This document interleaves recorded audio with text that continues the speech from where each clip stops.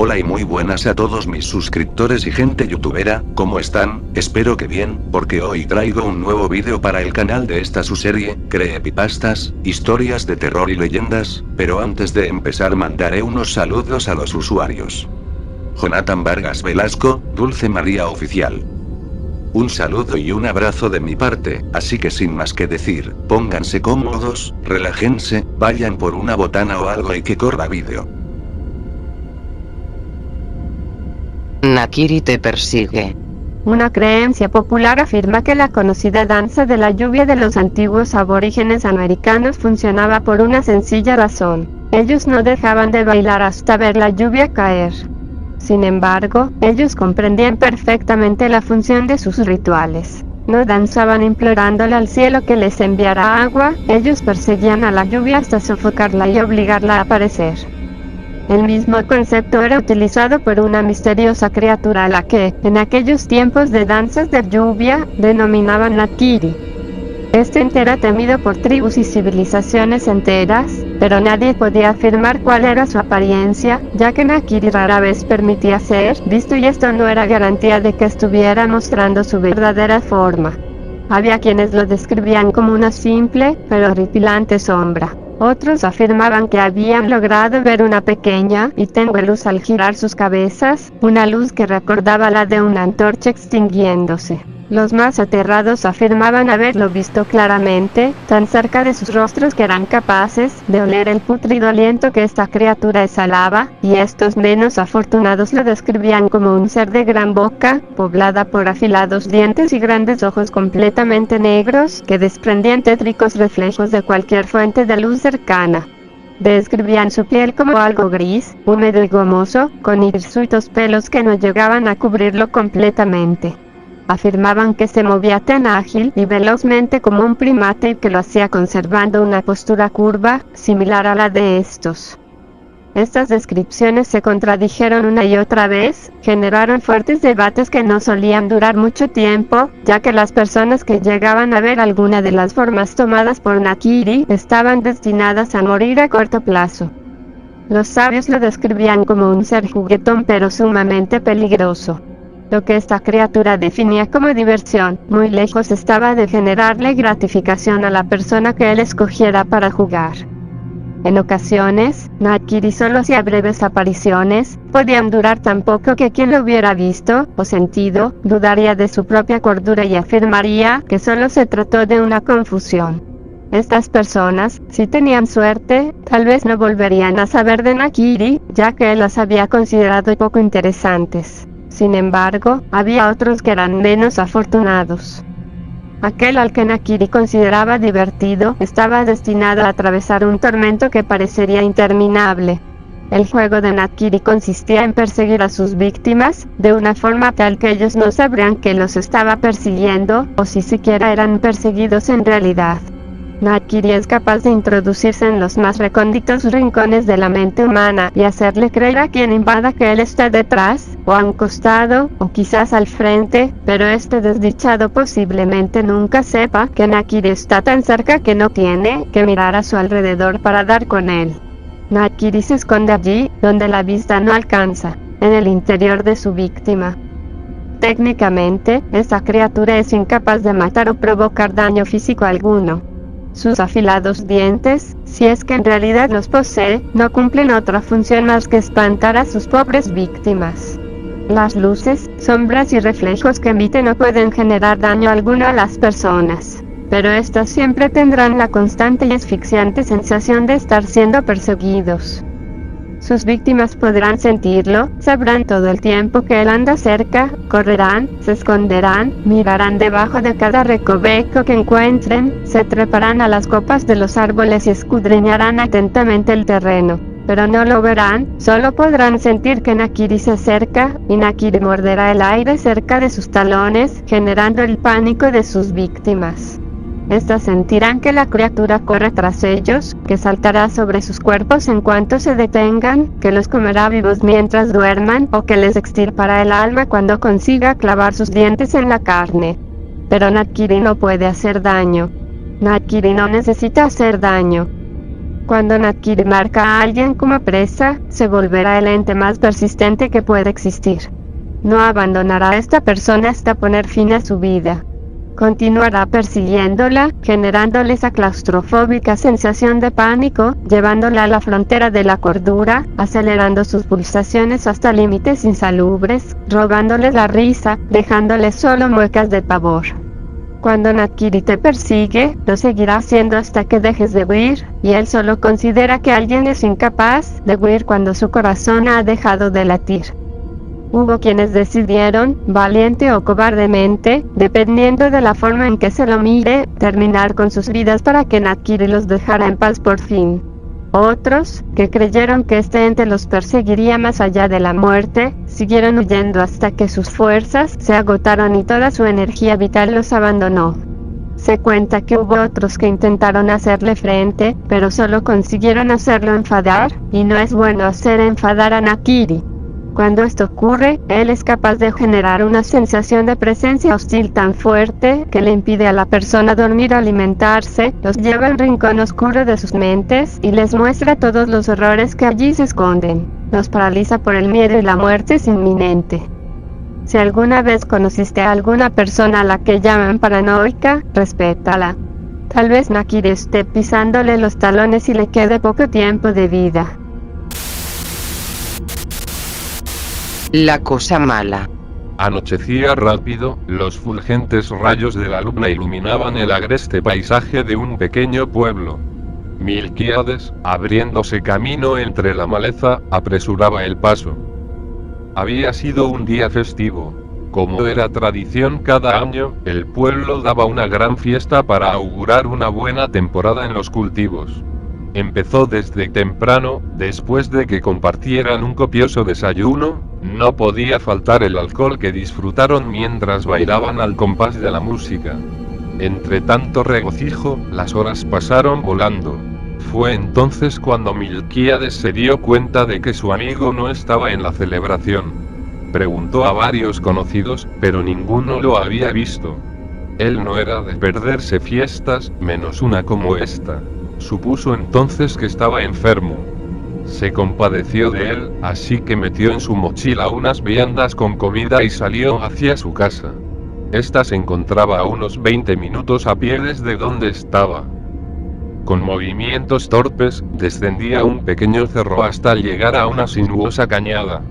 Siguió caminando por esta, cuando, por un momento y con el rabillo del ojo, vio lo que parecía una silueta negra entre los árboles. Envalentonado por los efectos del alcohol, agarró fuertemente la mochila que traía y siguió andando. Poco después de haber pasado por ahí, logró divisar su destino. Siguió caminando y, ya estando a una corta distancia, percibió en el aire una fetidez que parecía provenir de la casa. Llegó a la puerta y tocó varias veces, pero no hubo respuesta. Se dio cuenta de que no estaba cerrada del todo, así que decidió entrar. Las luces estaban apagadas, buscó el interruptor a tientas entre las paredes y lo apretó. Una dantesca escena lo horrorizó, se trataba de los cadáveres de su amigo y su esposa. Ambos habían sido desollados de una manera brutal. No tenían ojos en sus cuencas, la sangre inundaba el piso con una nube de moscas que merodeaban los cuerpos. Al instante le vinieron las náuseas, salió lo más rápido que pudo de la casa. Ya estando afuera no aguantó más y vomitó.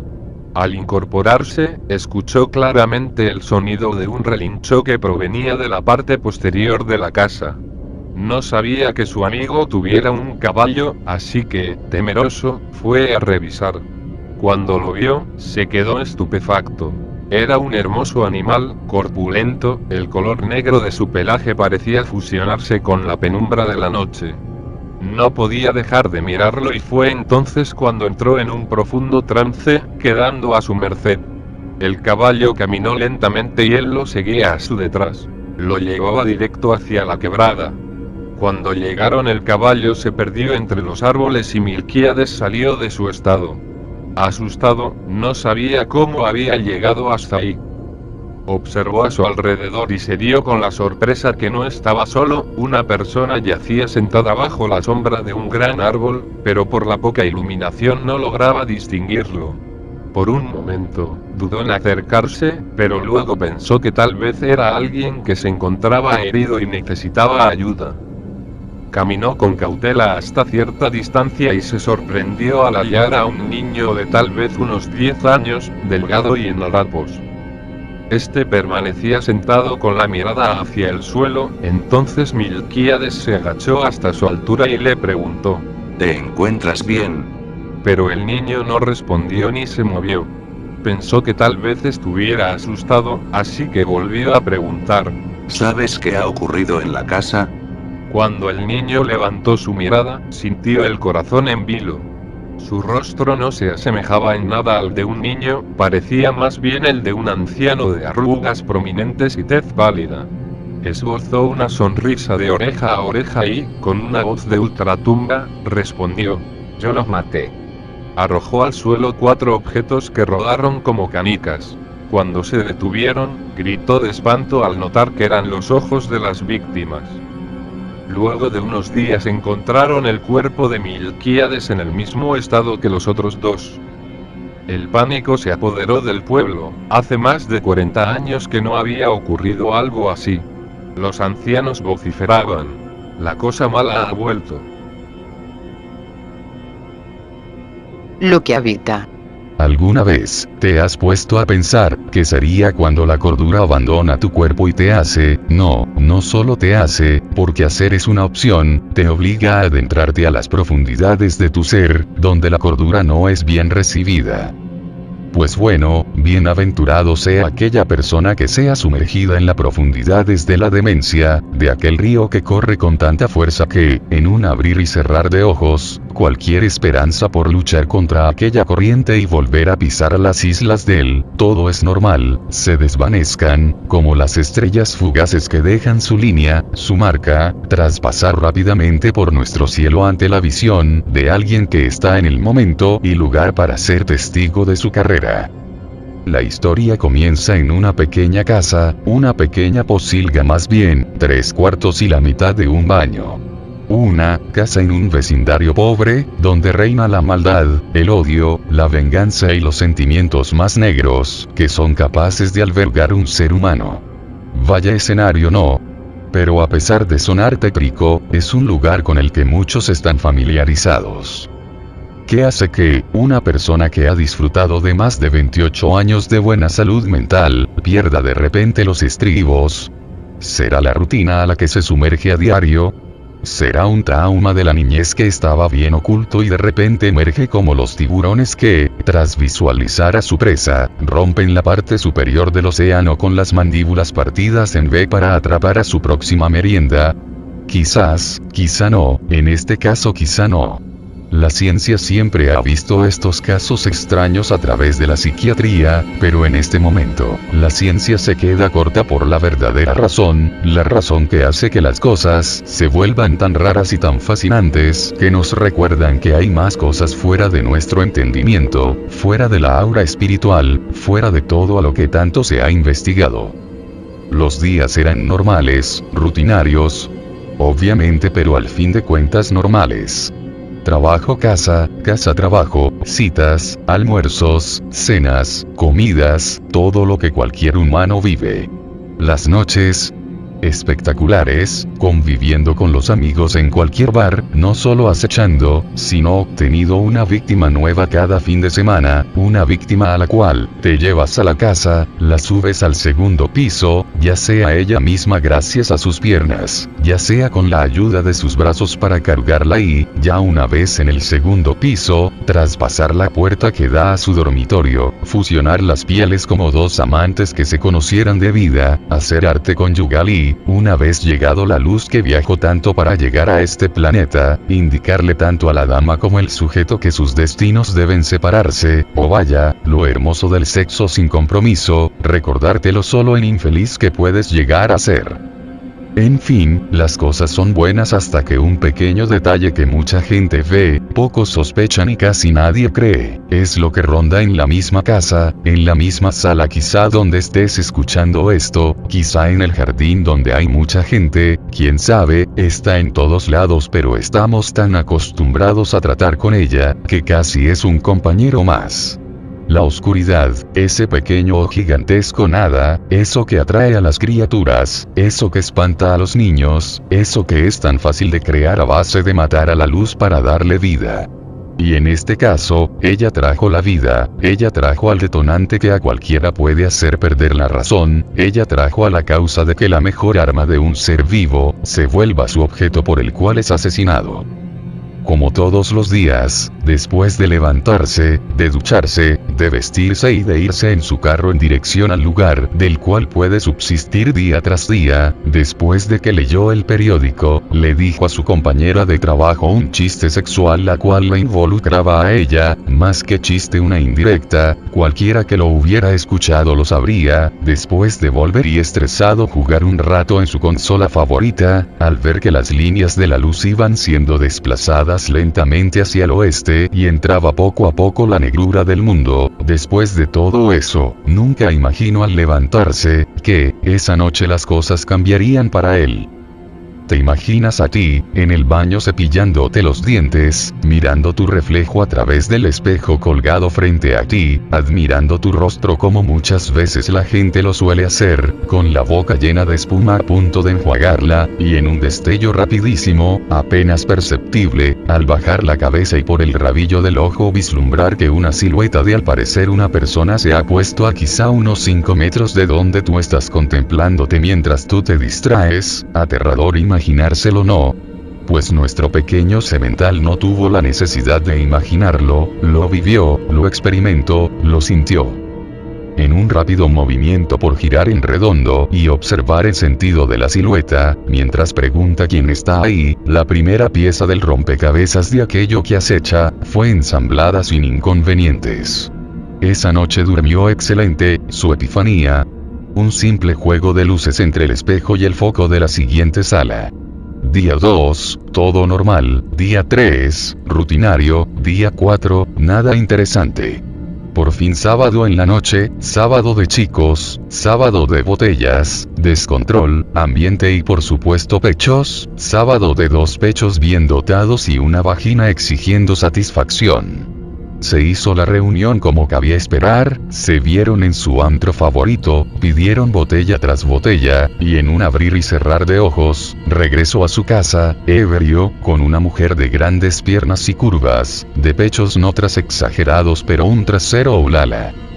Sin saberlo aquella fuerza, que ya era su compañera de hogar, no solo ya estaba conspirando, no solo acechaba desde todos lados, quería manifestarse, quería entrar en acción, quería sentir el miedo de su residente. Y como diría alguien en un discurso motivacional, querer es poder. En pleno acto sexual, él arriba de ella, escuchó un ruido demasiado fuerte para ser ignorado. ¿De dónde venía? Venía de abajo, de la habitación que colinda con la sala y se interpone entre el baño, el comedor, aquel lugar donde creyó ver algo parado. ¿Qué ruido sería lo suficientemente fuerte para llamar la atención de una pareja que se está dejando llevar por la excitación carnal? Fácil, el llanto de un bebé, el llanto de un bebé que él más que nadie sabe que allí no puede vivir, es más de ningún lado puede venir, sus vecinos no tenían bebés, de más lejos era ridículo, imposible que llegara, y como en todas las películas alguien tenía que bajar. ¿Quién? La pregunta era simplemente estúpida. Se deslizó en calzoncillos hacia el corredor delante de su cuarto, bajó las escaleras lentamente buscando algo, buscando el origen del sonido, o más bien del emisor de aquel llanto, nada, solo oscuridad. Bajó y cuando la escalera daba un giro hacia la izquierda para dar a la puerta de salida, al estirar el cuello, vio algo, una forma redonda que hacía movimiento como si rodara, parecía un bebé queriéndose levantar, bajó más hasta que sintió el frío piso en su pie derecho, después bajó el izquierdo. Aquella cosa de silueta, por Dios, él estaba convencido que eso era un bebé. ¿De dónde diablos habrá salido un bebé? Empezó a pararse trabajosamente, casi parecía un ebrio tirado en la calle. Él seguía dando los pasos muy lentos, con el corazón palpitándole a todo, vaya adrenalina, pero no solo era eso, había más, una especie de fuerza, de esa que casi te hace pensar que hay alguien, quizá más allá de eso que están viendo tus ojos, de la nada saltará, y. Entonces, ¿qué mierda pasaría? En las películas te matan, te arrastran al infierno o te pegan el susto de vida, en las más descabelladas te poseían, pero ¿era realmente lo que pasaba en la vida real? No lo sabía, y eso, oh mierda, eso era lo más aterrador.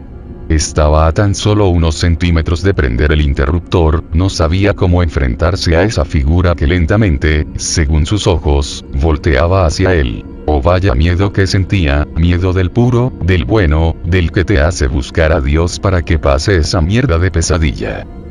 Ese pensamiento lo petrificó en su movimiento para alcanzar el interruptor, y cuando estaba a punto de presionarlo, un grito de los 1000 demonios sonó arriba, era el grito de la mujer con la que hace apenas unos minutos intercambiaba fluidos.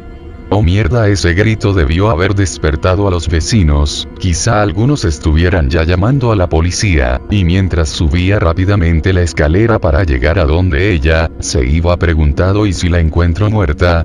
Descuartizada como las películas. ¿Qué demonios haría? No espera, no solo eso, si la cosa que la hizo gritar estaba allí, en el cuarto, ¿qué mierda haría?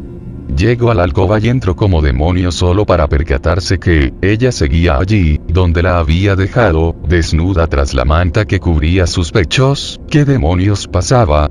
Y tras preguntarle a qué se debió el grito, recibió una respuesta tan helada, tan horrenda, quizá monstruosa, que no tuvo tiempo para digerirla. Yo no he gritado, estábamos tan bien y de la nada perdiste los tornillos, te levantaste, te pusiste un calzón y saliste sin decir más, parecías un maldito maratonista, mierda, seguro que no estás drogado. Wow. Vaya forma de llamar la atención, pero sin embargo, él estaba consciente de no estar drogado, no solo eso, sabía que lo que había oído y visto era real, 100% real, pero aún así, el hecho que ella no escuchara nada lo ponía no solo nervioso, sino aterrado, quizá ya había perdido los tornillos y estaba a unos pasos de una clínica mental. La observó por al menos otros 10 segundos, sin idea de qué decir o hacer, y lentamente, se metió en la cama viéndola a ella directamente. Después volvió a su mente que no cerró la puerta, de alguna manera sentía incomodidad, pero no solo eso, sentía que alguien le miraba a la espalda, una mirada fría, seca, pesada, y al volverse para cerrarla contempló el infierno con ambos ojos. Una persona, con la piel tan flaca y tan amarilla que los huesos se veían claramente, con las manos en los costados y en forma de artritis, de una artritis tan severa que parecían ramas de árboles, y con las piernas igual de terroríficas, vestida en un tutú de ballet, mirándolo fijamente con unos ojos tan hundidos en las cuencas que parecían a punto de desaparecer, y mientras se le formaba una sonrisa como la que debe hacer un violador ante su víctima, estaba enfrente de él, a centímetros, básicamente sentía todo el peso de la maldad sobre él. Giró el cuello tan rápido hacia la mujer que estaba en su cama y, ella con una mueca de terror y de duda en su expresión le preguntó: ¿qué pasa? Eso pasaba, ella no veía el infierno que estaba pasando, no oía, no nada, su cuerpo no pudo más, tuvo un colapso y finalmente desmayó. Despertó en una clínica al día siguiente, al parecer, todo estaba bien. No tardó en ser dado de alta, al parecer sufrió una lipotimia, no tenía sentido desde luego, porque no estaba rodeado de gente, pero aún tendría menos sentido si intentaba explicar lo que había pasado. Volvió a su casa, y aunque pareciese extraño, sentía ganas de entrar, era extraño después de lo que experimentó, aún tenías ganas de entrar. Pasaron 2 semanas, todo normal. Cuando regresó del trabajo un miércoles, atareado por la intensidad del día, se disponía únicamente a darse una buena ducha, tomar algo del refrigerador y destinarse a dormir. A medida que las sombras iban cayendo en torno a su visión, fue dándose cuenta de que lo cubría una especie de palpitación. ¿De dónde provenía? Inminentemente de todos lados, de todos los rincones que componen su casa. El ritmo cardíaco le fue subiendo, como un carro que está tomando aceleración, su cuerpo empezó a cubrirse por una capa de sudor, que le llenaba los brazos, la frente, el cuello, las piernas, el torso, todo él estaba cubriéndose de sudor, la causa. Muy pronto la descubriría. Eran cerca de las 10 de la noche cuando la locura empezó a adueñarse de la casa y de su pobre residente. Al salir de bañarse notó que toda la casa estaba en penumbras totales, sabiendo muy bien que él había dejado el comedor y la sala con luces prendidas. Sin embargo, cuando dio 6 pasos para acercarse a prender la recámara que colinda con el baño, escuchó un clic y la luz del baño desapareció. ¡Oh mierda! Oscuridad, solo la ventana de esa habitación iluminada por la luna del otro lado, su visión solo notaba la cama que estaba enfrente, entre sombras e iluminación. Intentó dominarse a sí mismo, queriendo evitar que el terror se apoderara de él, pero era quizá algo tarde, su sistema no respondía, las piernas no andaban, se quedó en una posición como de un soldado que caminara con disciplina puesto en pausa. Y eso no era lo peor era aquello que él muy bien sabía que acechaba alrededor de él, lo sentía a sus lados, a su espalda y lo que era peor enfrente de él, aquella identidad, o lo que fuese estaba delante de él, observándolo en silencio, y eso era lo peor, el silencio, el maldito silencio que llena todo un cuarto, sin que sea creado y que te incomoda, que hace que lentamente tu mente se desvíe hacia las calles de la desesperación, del miedo, aquello que tú muy bien sabes que cuando es interrumpido, despierta en ti el deseo de salir de allí, al menor ruido que haya quieres salir. De la nada la luz volvió a encender y se escuchó una pequeña risa, a la siguiente sala que casi parecía invitarlo a entrar, a que se uniera al juego que alguien o algo había iniciado. Salió al comedor, con tanto sigilo y con nerviosismo a todo lo que podía esperar, él sabía que estaba encerrado, si algo estaba allí y empezaba a caminar hacia él sabía que no tendría escapatoria, atrás solo estaba el baño en penumbra total, esperándolo. Nada, no había nada en el comedor, se acercó a la pared, prendió el foco y con terror observó cómo la recámara que había dejado atrás se apagó, obviamente escuchando aquel clic. Días después no pasó nada. ¿Qué era lo peor de toda aquella situación? Obviamente las manifestaciones constituían algo importante en lo que pasaba, pero no solo era eso, sino la tragedia de no poder escapar. Esa casa, esa maldita casa era su lugar, o mejor dicho su hogar. Muchos le aconsejarían venderla, quizá regresar con sus papás, quedarse algún tiempo con un amigo, pero la respuesta siempre sería no. Al parecer había algo en esa casa que le hacía regresar, que lo hipnotizaba y lo jalaba hacia adentro, como si aún no hubiera terminado con él, y eso era precisamente, aún no acababa con él. El momento culminante tuvo lugar un día antes de su decisión final, al parecer todo estaba ya planeado y todo terminaría de la peor forma. Durante todo el día se la pasó casi como sonámbulo, era viernes en la noche y en vez de salir con sus amigos, como era su costumbre, decidió quedarse en su casa, buscaba a alguien que le hiciera compañía, pero nadie aceptaba, al parecer cuando las cosas se van a poner mal todo conspira para que nada mejore. Al llegar a su casa todo era normal, se duchó, cenó una hamburguesa y se tumbó en su cuarto dispuesto a dormir. Eran cerca de las 1:33 de la mañana cuando oyó un rechinido de una puerta al abrirse, un rechinido muy fuerte para haberlo sacado de sus sueños, proveniente del cuarto contiguo al suyo. ¿Qué debía hacer? ¿Salir en busca de lo que lo hizo sonar? Quizá, pésima idea, pero algo debía de hacer. La decisión tardó más en venir que el siguiente suceso, puesto que su puerta, enfrente de su mirada empezó a abrirse lentamente, al parecer empujada por algo escondido en la oscuridad, como invitándolo a salir. Sin más, al parecer atraído al acontecimiento como las cosas a la gravedad salió de la cama, y al poner el pie izquierdo sobre el piso de su cuarto, sintió una mano rodeando su tobillo, con tanta fuerza que al intentar subirla por ley de inercia, no consiguió despegarla del piso. Una vez que relajó el pie pues supo que no podía levantarlo, notó que aquello lo había dejado, e inmediatamente sintió como su cabeza era atraída hacia abajo, para inspeccionar qué demonios lo había tomado. Puso sus rodillas encima de la cama, y lentamente, con ayuda del torso de su cuerpo, echó todo hacia adelante en dirección debajo de su cama. La mirada se condujo primero enfrente de su televisión, después siguió bajando hasta ver el suelo y unas veces sostenido con la fuerza de sus manos en la punta de su colchón, empezó a bajar hacia la máxima oscuridad de su cuarto. Vio el suelo acercarse poco a poco y una vez llegada la vista a la base, tomó valor, impulsó el cráneo para quedar como avestruz escondida y observó debajo. Había un bulto en el rincón de la cama, al lado de la pata izquierda de la base de su cama. Parecía un niño en posición fetal meciéndose lentamente adelante, atrás, adelante, atrás.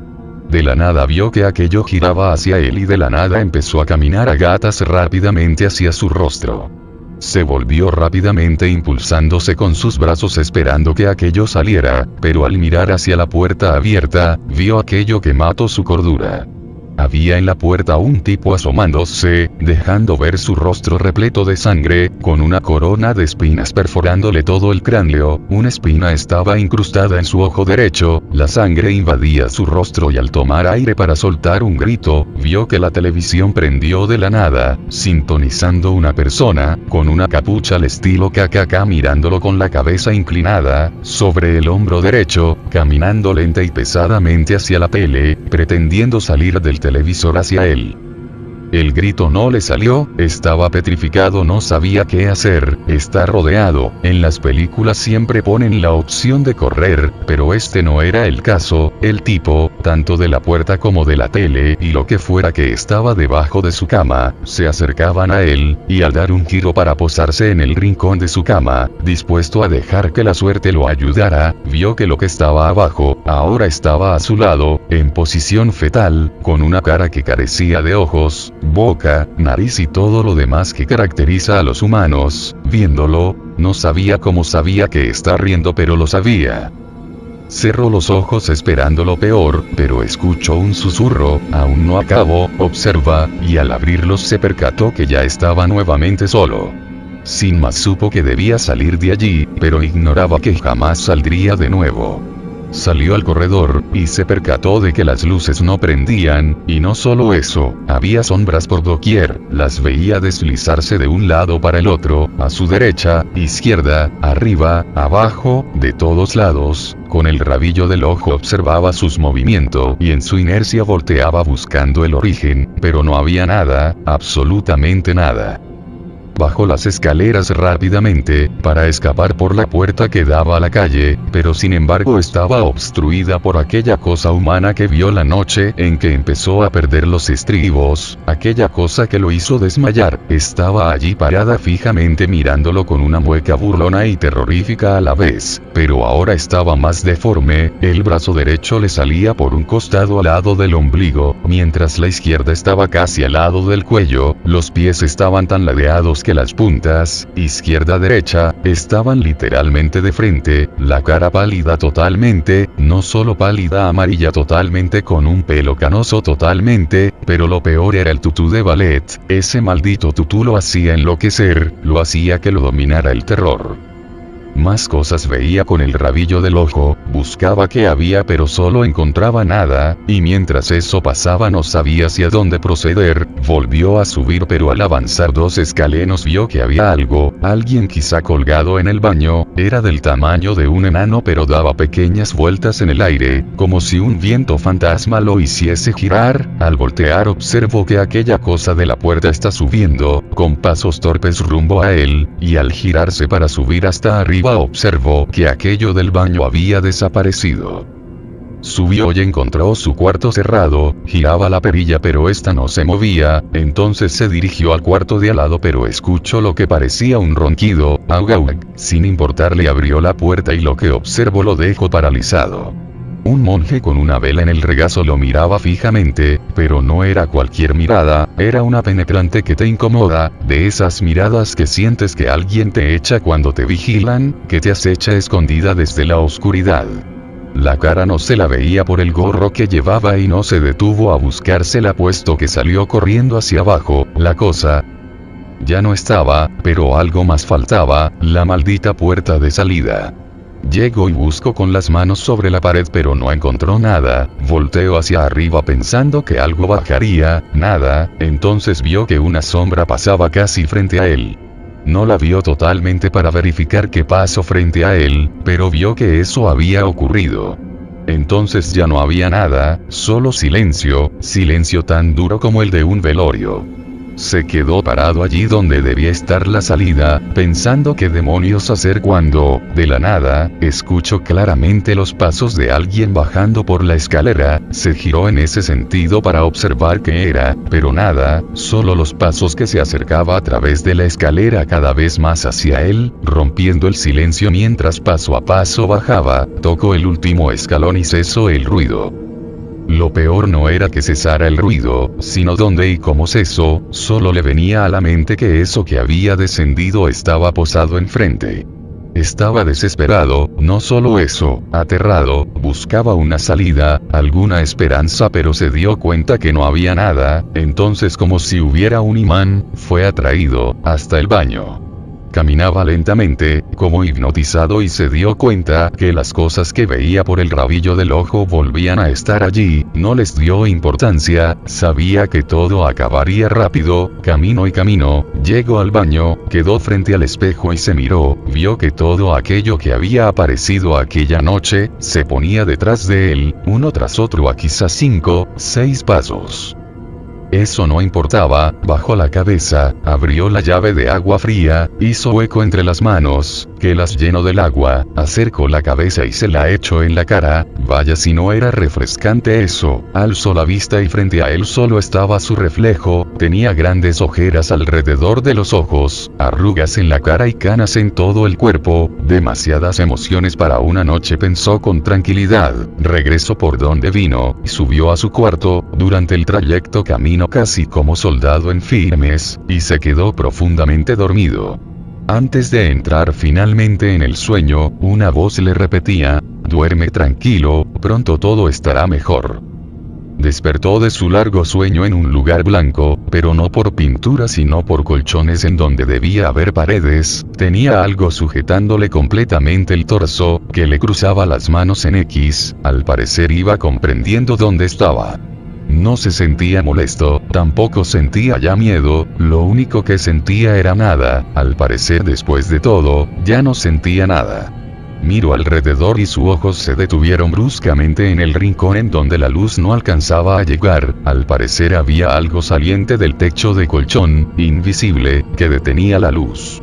Echó a reír, frenéticamente, casi alaridos, mientras gritaba a todos lados: llévense, llévense, llévense. No paró de reír en su agonía por lo que ya había entendido.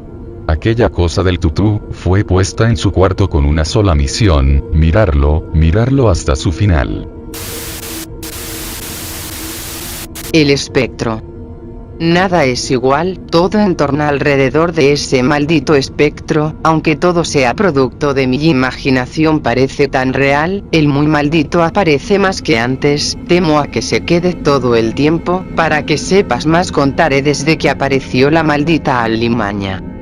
Un día normal para una desempleada, estaba en mi computadora, buscando empleo. Como es normal, una página web lleva a otra, así duré horas, hasta que terminé en una página de ocultismo. Una rara imagen cubría toda la pantalla de la computadora, era como la cabeza de una cabra dentro de una estrella, le brillaban los ojos y abría la boca. Era un GIF, el cual sacaba un mensaje que decía: ¿buscas trabajo? No busques más. ¿Aceptas? Sí, no. Yo me reí mucho pensando en qué clase de publicidad es esta. Sin pensar le di clic así, esperé a que cargara la página y aparecieron las imágenes de varios demonios. La página decía que indicara el demonio que quería que me ayudara a tener suerte. Cada demonio tenía la descripción de la ayuda que daba a su cliente. Vi uno que acogía la ayuda que necesitaba, su nombre era Warnig. Su descripción decía que poseía la habilidad de dar prosperidad en trabajos de fotografía. Yo había terminado mis estudios de fotografía en la Universidad de los Andes. La imagen de aquel espectro era una persona muy delgada, vestía traje negro, aunque parecía muy formal. Su cara era larga con unos enormes hoyos en la posición de los ojos, aunque estaban vacíos, y una enorme boca con dientes muy blancos. A decir verdad, en su imagen no parece dar mucho temor. Pensando con burla en mi mente, le di clic y se abrió una nota que decía: su ayuda laboral empezará a darle suerte desde el día siguiente, gracias por escoger nuestra ayuda. Cerré la nota en las pestañas abiertas, y me fui a dormir. Habían pasado 5 días desde que había aceptado la ayuda de aquella página. Sonó mi teléfono y contesté. Hola, buenas tardes, Andrea. Hola, sí, con ella. Llamamos desde la revista El Tiempo, necesitamos de un fotógrafo profesional, y en tu hoja de vida dice que eres de la Universidad de los Andes. Después de 1 hora al teléfono llegué a un buen acuerdo, donde me pagarían 1.200.000 por solo tomar fotos. Fui a celebrarlo con una botella de vino que tenía en mi nevera. ¿Qué demonios?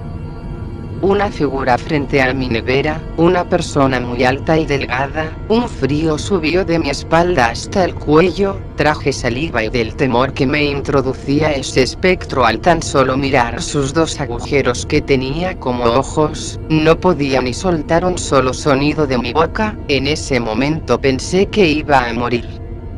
Al día siguiente, amanecí en el suelo de mi cocina frente a la nevera y recordé aquel espectro que había visto. Recordé aquella página satánica para ayudas en el empleo. Era el mismo demonio al que yo escogí en la página. Traté de buscar nuevamente la página desde mi computadora, pero no la encontré. Traté por todos los métodos, busqué por mi historial, pero fue como si nunca fuera abierto aquella página desde mi computadora. Es más, es como si nunca hubiera existido la búsqueda. Fue en vano, es como si no existiera esa página. Me llené de temor. Lo único que pensaba era en aquella aparición de aquel espectro, al cual no recuerdo su nombre, solo sé que apareció el mismo día que me dieron empleo. Lo tuve que tomar como una coincidencia, pero aún pensarlo parecía muy extraño. Pasaron los días y ya llevaba 22 días desde que tuve el empleo. La verdad, me iba muy bien, hasta logré olvidar aquel espectro cuyo nombre no se venía a la mente. Ya había terminado mi turno y pensé en tomarme el resto del tiempo a solas. Abriendo la puerta de mi casa, sonaba mi teléfono. Fui a atenderlo de una, pero solo lograba oír respiraciones fuertes del otro lado del teléfono, y fue cuando esa maldita mano demoníaca tomaba mi garganta fuertemente, obstruyendo mi respiración hasta a punto de morir. Me soltó. Me costaba trabajo retomar la respiración, daba los mismos sonidos que escuché al tomar el teléfono. Ya recuperada de aquella agresión, no pasaron ni 3 minutos cuando aquel demonio apareció frente a mí con su presencial traje negro. Conocí aquella cara del maldito espectro. Estaba burlándose de mí. Apenas recobrado de su agresión, me preguntó: Jando, me agradecerás tus éxitos laborales. No te preocupes, no te mataré, pues no por ahora. ¿Quién demonios eres? Soy el responsable de tu éxito y vendré a cobrar mis servicios. Lárgate, maldito demonio. No. Juguemos antes. No pensé que cuando se refirió a jugar se refería a dejarme con un pie en la tumba. El maldito demonio sacó de los bolsillos de su traje unas clases de semilla, la cual me obligó a tragar. Al hacerlo sentí el árbol creciendo en mi estómago, vi cómo salían las ramas que salían por mi boca, y cómo abría agujeros a mi estómago, salía por mi ano ramas. Y no solo eso, como si no le bastara al maldito espectro, me puso una marca como marcan a los bovinos su nombre en mi pecho. Sentía que mi corazón ardía en fuego, pero por alguna razón no moría. Veía a ese maldito Wernick mirar con sus malditos agujeros y mostrar la gran dentadura brillante que posee. De un momento a otro todo desapareció menos el dolor inexplicable que sentía en todo el cuerpo, pero el dolor más intenso era el de la marca en mi pecho izquierdo. Perdí la razón y quedé desmayada en el suelo. Me levanté para ir al trabajo. Ya llevaba 40 días desde que estaba trabajando en esa revista y estaba pasando días por falta de dinero, así que le pedí a mi superior un aumento, el cual no se negó, al contrario me aumentaron el sueldo más de lo que esperaba. Me imagino que se deben de estar preguntando qué se hizo Warnig, pues si él aparecía constantemente ya lo había hecho parte de mi vida cotidiana, pero ese día se excedió como si estuviera cobrando mi aumento. No fue nada como hacerme sufrir psicológicamente, sino que esta vez convino algo de un sufrimiento físico, psicológico. Fue algo realmente atemorizante. Ver a ese maldito demonio matar a mi madre no fue algo de lo cual iba a recuperarme rápido. Después de horas de trabajo, fui a celebrar el aumento a casa de mi madre. Ella vivía sola porque mi padre había muerto años atrás. Toqué la puerta de la casa de mi mamá, la cual se abrió sola y lentamente. Ese momento sentí un aire totalmente helado, que ponía mis nervios muy inquietos. No sabía por qué me llenaba de esa angustia. Después de ver lo que hizo ese maldito, todo se me hacía más fácil de comprender mi angustia. Warnig tenía a mi madre flotando en el aire totalmente desnuda. Vi cómo incrustaba unas varillas metálicas por todo su cuerpo, dejándolas adentro de su cuerpo como si fuera una muñeca de vudú con alfileres adentro de ella. Después de terminar aquel show que Warnig me mostraba como si fuera un show de magia, el muy degenerado tomó el cuerpo de mi madre y separó su piel del cuerpo. En ese momento me repetía en mi mente que nada de eso era real, pero me di cuenta de que era totalmente real. Cuando Warnig me golpeó con su puño sentí que me arrancó la cabeza. Lo único que vi después del golpe fue la cara de Warnig, la cual me causaba demasiado temor al solo ver esos vacíos ojos y esa gran sonrisa burlona que se dibujaba en la cara de ese. Ya ha pasado más de un año desde que mi madre había muerto. En la noticia se dijo que ella era practicante de magia negra y de ocultismo, pero yo sabía lo que realmente le había ocurrido. No hablé de ello con nadie, tratando de no tener ninguna clase de relación con alguien para que Warnig no ataque. Ahora mismo soy la fotógrafa más pagada de la revista, pues he tenido mucho éxito, hasta me he ganado premios por mi labor. Aunque yo sepa que todo eso no me lo merezca, Warnig ya empieza a aburrirse de mí. No se me hace falta si alguno de estos días me mata, pues ya sus muchas formas de torturas no me causan tanto daño. Por ello es que dejo esta información para que si algún día llega a toparse con la página web de ayuda laboral a espíritu, piense mejor lo que va a hacer, porque si no tu vida será una pesadilla, pero con un buen puesto laboral.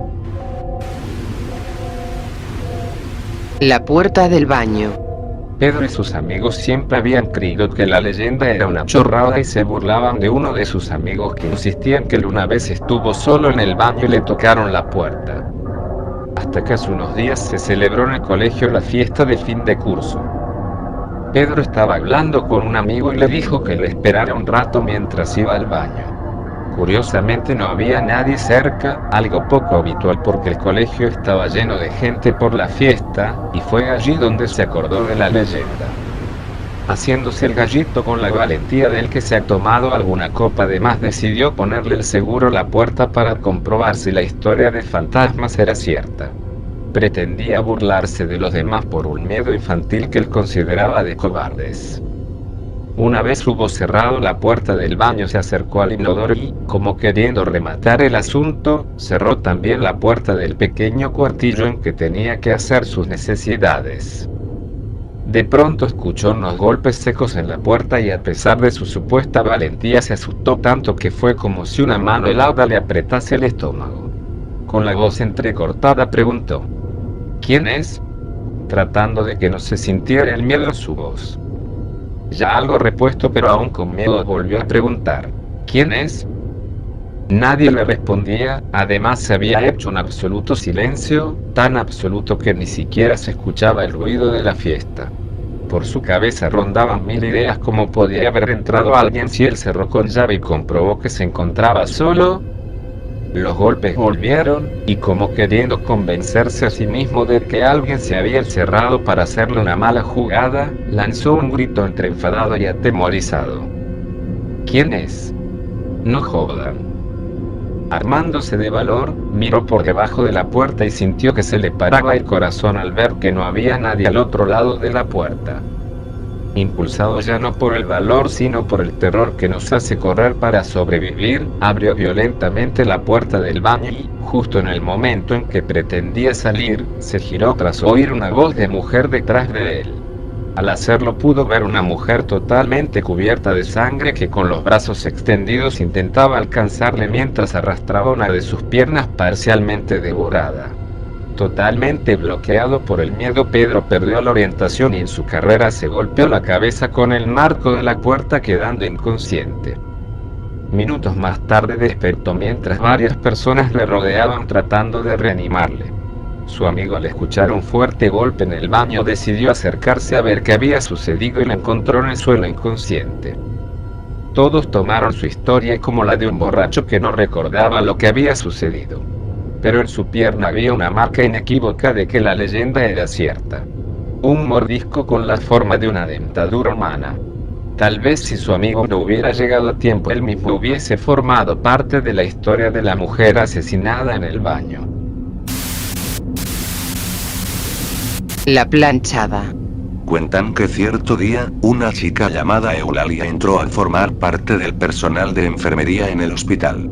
Era una chica de buena presencia, con cabellos rubios, ojos claros y facciones finas, con una actitud amable y educada aunque revestida por un ligero aire de seriedad. Desde sus primeros días en la institución médica, Eulalia demostró gran profesionalismo y diligencia, mostrándose siempre solícita con el personal médico y con los pobres enfermos, hacia los cuales profesaba una dedicación que a veces iba más allá del mero deber. Por otra parte, Eulalia siempre estaba muy limpia y arreglada, con el uniforme blanco perfectamente planchado e impoluto, exento de la más mínima mancha o arruga. Como era de esperarse, Eulalia se granjeó rápidamente el aprecio de los médicos, a la par que, gracias a su natural simpatía, logró verse libre de inspirar envidia en sus compañeras y compañeros de enfermería. Por otra parte, la vida de Eulalia era realmente tranquila, sana y sencilla, ya que todo su tiempo se dividía entre las labores en el hospital y las atenciones hacia su pequeña pero estable y relativamente feliz familia, conformada por sus padres y sus dos hermanos menores, al menos en lo que respecta a su círculo más cercano. Por ello, los días habituales de Eulalia consistían en trabajar en el hospital, llegar a casa con una sonrisa, comer con todos, dormir un rato, despertar y pasar sus horas siguientes en tareas domésticas que compartía con su madre, en jugar con sus hermanos o en la lectura. Sin embargo, un día todo cambió. En efecto, cierta mañana el director del hospital convocó al personal para presentar al nuevo médico que acababa de llegar. El doctor Joaquín, un tipo inteligente, guapo y alto, venido de buena familia, pero con un cierto aire de arrogancia. Todas las demás enfermeras y casi todos los enfermeros fueron, pero Eulalia se quedó atendiendo a un paciente. Pasados unos cuantos días, Eulalia todavía no había cruzado palabra alguna con el doctor Joaquín, y apenas lo había visto de lejos, aunque a sus oídos ya habían llegado los rumores que lo retrataban como un tipo orgulloso, como uno de esos hombres que miran a casi todos por encima del hombro. Eso hacía que ella no tuviera muchos deseos de conocerlo, pero un día la convocaron para que lo ayudase con la extracción de una bala en la pierna de un paciente. Pese a los rumores, cuentan que Eulalia quedó prendada del doctor Joaquín cuando lo vio de cerca, al punto de que sus manos temblaban ligeramente cuando le pasaba los instrumentos, llegando incluso a equivocarse en lo que respecta a entregar el instrumento correcto. Después de ese primer encuentro, Eulalia empezó a enamorarse apasionadamente del doctor Joaquín, a pesar de que le decían que no le convenía, que el tipo era un egocéntrico y que coqueteaba con una y otra enfermera. No obstante, ella siguió en su afán, diciéndose que sus compañeras estaban exagerando o simplemente justificando a Joaquín cuando no podía dudar de tales o cuales críticas que sobre él se cernían. De ese modo, pasados algunos meses ella consiguió su propósito y el doctor Joaquín cedió a sus encantos, aceptando ser su novio. Durante un largo tiempo Eulalia se sentía la criatura más dichosa del mundo, y su pasión crecía como un incendio a pesar de que Joaquín no parecía amarla con la misma intensidad e incluso, según las malas lenguas, coqueteaba con otras chicas a espaldas de ella. Tras poco más de un año de noviazgo, Eulalia se sorprendió cuando cierto día Joaquín le propuso matrimonio, a lo cual ella accedió con el cándido entusiasmo de una quinceañera enamorada. Sin embargo, era necesario esperar para la boda, ya que antes Joaquín debía irse a un seminario de 15 días en otra ciudad. Antes de irse, él le pidió que le planchara y preparara un fino traje, ya que debía estar impecable y elegante en el seminario. Entonces ella aceptó y, justo un día antes del viaje, él fue a recoger el traje y a visitarla, hablando tendidamente con ella y despidiéndose entre abrazos, besos y promesas de amor eterno. Tan solo una semana tras la partida de Joaquín, Eulalia ya lo extrañaba como si hubiese estado ausente varios meses, por lo que a veces adoptaba una actitud de melancólica nostalgia. Paralelamente, justo después de una semana cumplida desde el último día en que vio a Joaquín, un enfermero la abordó cuando estaba sola, le declaró su amor y le pidió que por favor lo acompañara a una fiesta como su pareja de baile, pero ella se negó y le dijo que si acaso no recordaba que el doctor Joaquín y ella tenían una relación. Asombrado y algo herido, el enfermero la miró y le dijo que no entendía cómo es que nadie le había contado que Joaquín renunció en el hospital y se fue a un viaje de luna de miel con su nueva esposa. Las palabras del enfermero habían dejado completamente helada a Eulalia, con esa mezcla de dolor y consternación que alguien siente cuando inesperadamente le informan que su madre o alguien muy querido ha muerto, aunque con la enorme y gran diferencia de que en la mirada de Eulalia latía la decepción. Por eso ella no acertó a decir nada, y solo agachó la cabeza y se fue, caminando con la leve esperanza de que aquello fuese un invento del enfermero para salir con ella. Pero a la mañana siguiente fue y averiguó en los registros, y efectivamente Joaquín había renunciado, por lo cual era lógico asumir que lo de la luna de miel era también cierto, tal y como decían muchas más personas además del enfermero. Desde su decepción amorosa, Eulalia jamás volvió a ser la misma. Nunca había tenido un novio antes, y solo le había gustado uno que otro chico durante su adolescencia, siendo con Joaquín con quien supo lo que realmente era el amor. Sentía que su corazón era un jarrón despedazado sobre el árido suelo de la vida, y al parecer ni ella misma quiso recoger los pedazos y recomponerlo, ya que permitió que la amargura fuera apoderándose progresivamente de ella, hasta convertirla en un ser frío, silencioso y sombrío, en una mujer que no volvió a vincularse a ningún hombre porque se abandonó a la idea de que todos eran iguales, y en una enfermera que realizaba su trabajo con el alma empolvada por el tedio y el desgano, descuidando a los enfermos hasta el punto de que algunos murieron por sus negligencias al olvidarse darles la medicación. A pesar de ello no fue despedida porque sus compañeros y superiores la apreciaban y pensaban que tarde o temprano volvería a ser la chica trabajadora y dedicada a los pacientes que siempre había sido. Pasaron así los años y un día la enfermedad cayó sobre ella, transformándola en una paciente más del hospital donde por décadas fue indiferente hacia el malestar de los enfermos que tan mal atendía. Ella era la abandonada ahora. Sin embargo, en lo profundo de su soledad, la reflexión le ablandó el corazón y, antes de morir, se arrepintió de haber sido tan mala enfermera, falleciendo sin poder perdonarse a sí misma, y con el anhelo de enmendar de alguna forma sus errores pasados. Tras la muerte de Eulalia, en el hospital comenzaron a surgir testimonios de gente que era atendida por una amable enfermera que no parecía pertenecer al personal del hospital. Una chica joven con la ropa impecable, perfectamente planchada, tal y como la llevaba Eulalia en vida.